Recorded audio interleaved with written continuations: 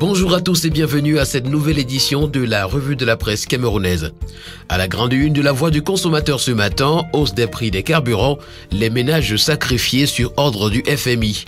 D'après le journal, dans ce contexte de vie chère, le gouvernement camerounais vient de procéder à une nouvelle augmentation des prix des produits pétroliers à la pompe et aucune mesure efficace n'a été prise pour atténuer l'impact de la crise économique sur les ménages. Au Ghana, en plus des milliards débloqués, le gouvernement a considérablement réduit son train de vie à travers la réduction de 30% du salaire des ministres. L'indignation de l'économiste Louis-Marie Cardeux est à retrouver ce matin en page 4. Et puis en page 7, on parle de la hausse dérisoire du SMIC. Les confédérations syndicales annoncent des grèves. Le quotidien Econews ce matin nous plonge dans le casse-tête de l'ajustement s'agissant également des prix du carburant à la pompe.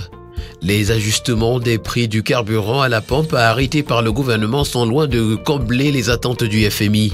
Or, cette augmentation est déjà à peine supportable par les citoyens qui espèrent toujours voir les prix baisser. De quel levier dispose l'État pour maintenir les équilibres macroéconomiques dans le collectif budgétaire à présenter aux parlementaires à la session du mois de mars ou de juin prochain, s'interroge le quotidien qui nous présente d'ailleurs un décryptage à ce sujet à sa page 6.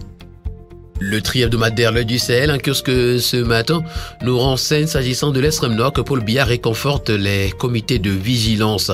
Yamad, la nouvelle voie du Sahel. Cameroun, 697 centres scolaires communautaires créés en 2022. Et puis téléphonie, Orange Cameroun prévoit d'investir 30 milliards de francs CFA en 2023. Pour le quotidien national bilingue Cameroun Tribune, ce matin, on est intéressé par l'exploitation du fer de Balam Nabeba. Ça évolue bien, nous renseigne le quotidien. Reçu hier après-midi au Palais de l'Unité par le président de la République, Paul Biya, le ministre d'État, ministre des Industries minières et de la Géologie du Congo, Pierre Oba, envoyé spécial du président Denis Sassou Nguesso, a fait part d'une évolution satisfaisante des travaux sur le terrain. L'information complète, vous la retrouverez en parcourant les pages 2 à 3 du quotidien national. Pour le quotidien, gisement de fer de Balam Nabeba, retrouvons les assurances de Paul Biya pour la continuité du projet. Retrouvons la grande une du quotidien L'Info à chaud ce matin, l'enquête sur l'assassinat de Martinez Zogo. Paul Biya en colère, titre ce matin le journal. Rarement l'enquête sur un assassinat ordonné par le chef de l'État a connu autant de célérité. L'homme lion plus que déterminé dans son combat en faveur des droits de l'homme. Retrouvons aussi la famille de Martinez Zogo qui refuse de récupérer le corps si l'enquête n'est pas bouclée. C'est à retrouver des pages 2 à 3. Toujours s'agissant de l'assassinat de Martinez Zogo, en petite une ce matin, le meeting de Cabral Libye a été interdit. Station Kamwata de la Mefou, des présumés voleurs interpellés. Et puis rupture de contrat par la FECAFOOT, l'ultime cri du coq sportif est à retrouver ce matin en page 12. Le quotidien Mutation parlait également de l'assassinat de Martinez Zogo et nous renseigne qu'aucun coupable n'échappera. Les assurances de Paul Biya dans un communiqué signé du secrétaire général à la présidence de la République sont à retrouver ce matin en page 5. En page 5 également, retrouvons les exigences de la famille de Martinez.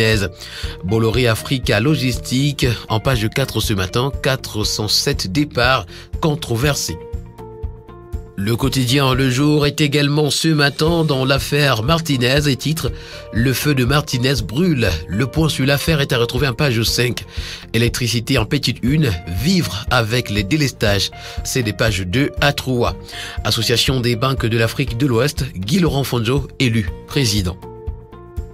Le quotidien L'économie ce matin s'intéresse à la fiscalité du secteur agricole et nous présente des propositions pour une meilleure implémentation. Elles sont contenues dans une note de veille économique et stratégique que vient de rendre public le Centre d'analyse et de recherche sur les politiques économiques et sociales du Cameroun, Camer-Capar. C'est à retrouver ce matin en page 3. Décès de Gabriel Dodo Doké, le réconfort de la République du Congo est à retrouver. Filière bois. Pourquoi les entreprises ont renoncé à la mise en chômage économique du personnel et puis assassinat de Martinez Zogo, des suspects aux arrêts. Le quotidien de la santé ce matin Éco-Santé nous amène dans la ville de Garoua où le CHR lance une campagne de consultation gratuite.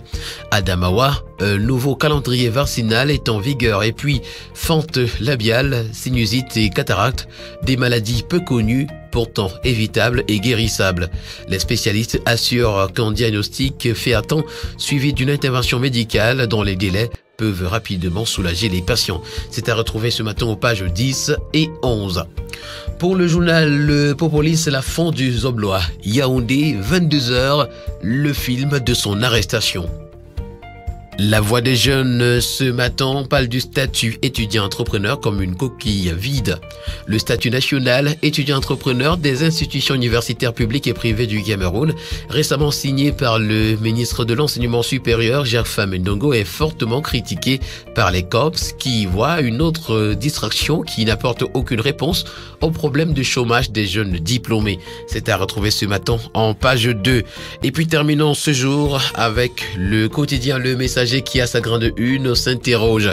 CNPS, Direction Générale des Impôts, Mopa échappe-t-il aux griffes de Mekoulou?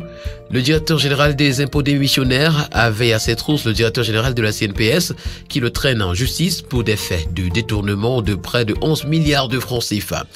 Nouveau directeur général des impôts, la bataille fratricide du Djaï Lobo nous est présentée ce matin en page 7. Le directeur du cabinet civil use de trafic d'influence, torpille les propositions du ministre des Finances au profit de son protégé qu'il veut imposer. Mesdames et messieurs, voilà qui met en terme à cette autre sortie de la revue de la presse, la toute dernière de cette semaine. Merci d'avoir été avec nous et rendez-vous lundi prochain pour une nouvelle édition. D'ici là, portez-vous bien. Bon week-end à tous.